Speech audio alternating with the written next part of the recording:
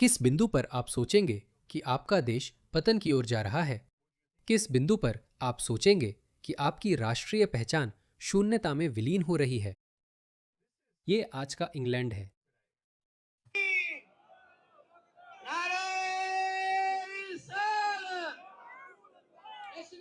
ये क्या है? इनमें से कोई भी अंग्रेजी नहीं बोलता। मैं सिर्फ उन्हें देखकर ही बता सकता हूं। क्या यह हर पश्चिमी देश का भविष्य है?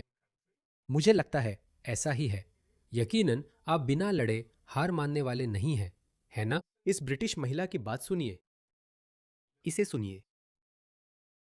मैं यहाँ लगभग 40 साल से रह रही हूँ और मेरी बेटी अपने नाना नानी के साथ एम्ब्रिज में बहुत समय बिताती है और ये मुझे भावुक कर देता है क्योंकि चीजें बदलने वाली हैं और लोग ये नहीं समझते कि कैसे मैं उस गांव में बड़ी हुई हूँ और मैं चाहती हूँ कि मेरी बेटी भी वैसे ही बड़ी हो सके जैसे मैं हुई थी। माफ कीजिए, वह बुर्का पहनने वाली है।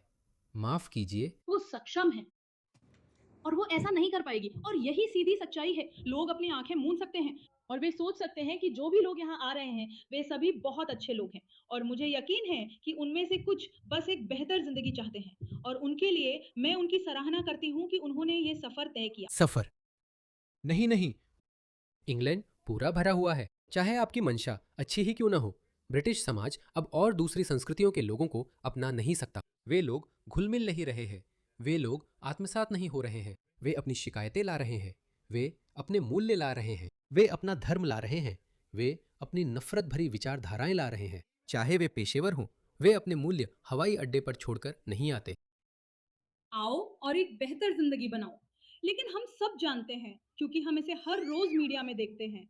हम इसे देखते हैं और मैं अपनी कहानी पर वापस आऊंगी। लेकिन हम इसे दूसरे समूहों में भी देखते हैं जहां लोग पहले से ही वेदर्सफील्ड और बार्नम में इस बुरे सपने को जी रहे हैं। उनके शहरों के कुछ हिस्से ऐसे हैं जहां लोग जाने से कतराते हैं क्योंकि अवैध प्रवासी लोगों को असुरक्षित महसूस करा रहे हैं। वहां हमले हो रहे हैं। एक महिला होने के नाते सड़क पर चलना वैसे ही काफी मुश्किल है। मैं तो फिर भी कुछ भी खाने जा रही हूँ। हमें वैसे ही एक महिला होने के नाते उन लोगों से बहुत कुछ झेलना पड़ता है जो हमारे साथ कुछ करना चाहते हैं। फिर हम आग में घी क्यों डाल रहे हैं? और एक महिला के तौर पर कोई भी पुरुष और सरकार में कोई भी पुरुष कभी नहीं समझ सकता कि सड़क पर चलते हुए डरना और ये सोचना कैसा लगता है कि शायद मैं आज रात घर नहीं पहुंच पाऊंगी। कोई भी नहीं। अगर आप देखना चाहते हैं तो मैं इस वीडियो पर वापस आऊंगा। अगर आप देखना चाहते हैं कि वह किस बारे में बात कर रही है तो यही है जिसकी वो बात कर रही है। यह स्पेन की यूता है। इस महिला को देखिए। इस स्पेनिश महिला को देखिए। शर्मिंदगी है, बलात्कार किया गया, बलात्कार किया गया और वो महिला जो यहाँ सबसे ज्यादा आती है। ये तो हद है कि ये स्पेनिश गर्भवती महिला कह रही है कि वो गर्भवती है और उसे असुरक्षित महसूस हो रहा है क्योंकि यहाँ इन अवैध प्रवासियों की बाढ़ आ गई है।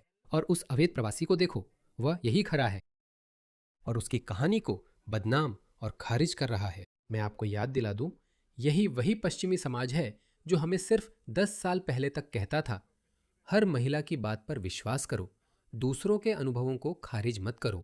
उन्होंने ये सारी शब्द गढ़े थे और अब वही सब कुछ कर रहे हैं। किसके लिए? इन लोगों के लिए। Ah, tenemos que usar estoy hablando. La, मुझे ने कुए tenemos que esta. हाँ, उसके बाद जो वो चूस रहा है. एटो नो, एटो, ये है यूटा, ये पूरा स्टॉक है. ये बहुत अन्याय है कि हमें ऐसे जीना पड़ रहा है. No puede ser, no puede ser. कोई पुलिस नहीं, वही वो कह रही है। यहाँ उठना पड़ेगा, स्यूटा, और देश को भी. हम और कब तक ऐसे रह सकते हैं? खैर, वह ब्रिटिश महिला इसी बारे में बात कर रही है। हर जगह यही हाल है। सड़क पर निकलो और डर लगने लगे कि आज रात मैं घर नहीं पहुंच पाऊंगी। कोई भी एक पुरुष होने के नाते कभी नहीं समझ सकता कि टैक्सी में बैठकर अपनी लाइव लोकेशन भेजनी पड़ती है ताकि आपके दोस्त जान सके कि आप कहाँ हैं और आप सही सलामत घर पहुंच गई। क्या यहाँ किसी भी पुरुष को कभी ऐसा करना पड़ा है? नहीं. और हम नहीं। हमें ऐसा करने की जरूरत नहीं थी, लेकिन हमारे पास बहनें हैं, हमारे परिवार में महिलाएं हैं जिनसे मैं कहता हूँ, उबर पर भरोसा मत करो, उबर में मत बैठो, ट्रेनों में मत चढ़ो। 10 साल पहले ये सब सामान्य था, अब ऐसा मत करो। हाँ, मुझे शायद अपने लिए ऐसा करने की जरूरत नहीं है, लेकिन मैं अपनी किसी भी महिला प्रियजन को ऊबर में नहीं बैठाऊंगा या उसे अकेले सड़क पर चलने नहीं दूंगा। दोस्तों, पहले ऐसा नहीं होता था। हमें इसे नया सामान्य मानकर स्वीकार करने की जरूरत नहीं है, सिर्फ इसलिए कि वोक, वामपंथी, पागल लोग सोचते हैं कि संस्कृतियों का कोई महत्व नहीं है। आग में घी डालने जैसा है, क्योंकि ये लोग महिलाओं के साथ अलग तरह से पेश आते हैं। हाँ, वे सोचते हैं कि ये अच्छी तरह से दर्ज है। उन्हें हमारा पहनावा पसंद नहीं है। उन्हें लगता है कि हम शालीन कपड़े नहीं पहनते। वे हमें आसान शिकार समझते हैं। उनकी नज़रों में वह बदचलन है। उनकी नज़रों में वह बदचलन है। अगर उस पर हमला होता है तो एक मुस्लिम कहेगा, तुम ऐसे कपड़े क्यों पहन रही हो? और नारीवादी इस सोच को चुनौती देती थी। यहाँ पर पुरुष आएंगे और अपराध करेंगे, और ये एक सीधी सच्चाई है। और मुझे इससे डर लगता है, और मुझे अपनी बेटी के लिए डर लगता है। मेरी बेटी, जैसा कि मैंने कहा, अपने दादा दादी के साथ एम्ब्रोजडन में बहुत समय बिताती है, क्योंकि मुझे पता है कि वह वहाँ सुरक्षित है। वो मेरी मम्मी के साथ पार्क जाती है। वो अपनी मम्मी के साथ जंगल में अपने कुत्ते को घुमाने जाती है। कुछ दिन पहले वो मेरे डैड के साथ ब्लैकबेरी तोड़ने गई थी। ये एक छोटी सी परंपरा है जो उन्होंने उसके बचपन से शुरू की थी। वो गांव में अलग अलग छोटे ग्रामीण रास्तों पर ब्लैकबेरी तोड़ने गई थी। और जब मैं घर लौट रही थी तो मैंने सोचा, कितना दुखद है, क्योंकि वह परंपरा शायद अब खत्म हो जाएगी। वो अब ऐसा नहीं कर पाएगी। अब वो मेरे डैड के साथ ब्लैकबेरी तोड़ने और जैम बनाने नहीं जा पाएगी, क्योंकि शायद अब ये सुरक्षित नहीं रहेगा। कितनी दुखद दुखद स्थिति में हम हैं।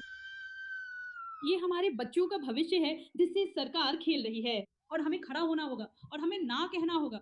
उन्हें हमारी सीमाओं पर नियंत्रण करना चाहिए। एंडी बर्नहम ये नहीं करने वाले हैं। उन्हें इसमें कोई दिलचस्पी भी नहीं है। उन्होंने तो ये भी नहीं माना कि हम क्या कह रहे हैं। हमें ये संदेश बाहर तक पहुंचाना होगा। इस शहर में बहुत से लोग अपनी आंखें बंद किए बैठे हैं। उन्हें अपने गुलाबी चश्मे को थोड़ा साफ करना चाहिए। उन्हें अपना सिर उठाना चाहिए और देखना चाहिए कि क्या हो रहा है, क्योंकि जब वे यहाँ होंगे तब बहुत देर हो चुकी होगी। बहुत सही कहा। क्या बहादुर महिला है, लेकिन हमें ऐसी लाखों महिलाओं की जरूरत है। यही बात वो कह रही है। अगर आप देखना चाहते हैं कि उनका मतलब क्या है, तो ये एक स्पेनिश महिला है जिसे घूरा जा रहा है। स्पेन में वही जाने पहचाने लोग उसे छेड़ रहे हैं। अगर मैं मर जाऊं तो मैं हीरो बन जाऊंगा, जैसे कि आग में किसी को बचा लूं। इन आदमियों को देखो, ये आदमी यहाँ मंडरा रहे हैं। वो देखो, वो देखो, वो किसी की बहन है, वो किसी की बेटी है।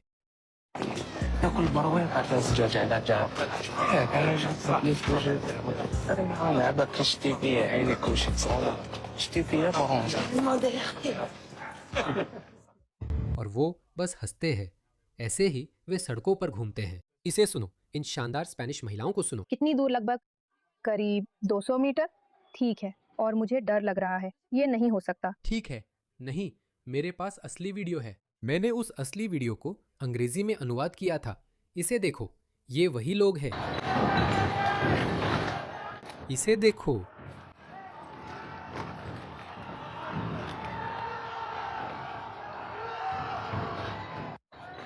तुम्हें क्या मिला? वे तुम्हारे समाज के लिए क्या योगदान देते हैं? वे कोई आर्थिक मूल्य भी नहीं लाते। इसे सुनो। मेरी बेटी गांव के नीचे वाले हिस्से से वॉलीबॉल खेलकर ऊपर आ रही थी और इस पार्क से होकर आ रही थी। आखिरी बेंच पर ये आदमी बैठा था और जैसा कि मेरी बेटी ने बताया, उस आदमी ने उसके पास से गुजरते हुए उसकी बाह पकड़ ली। वह उसकी 13 साल की बेटी के बारे में बात कर रहा है।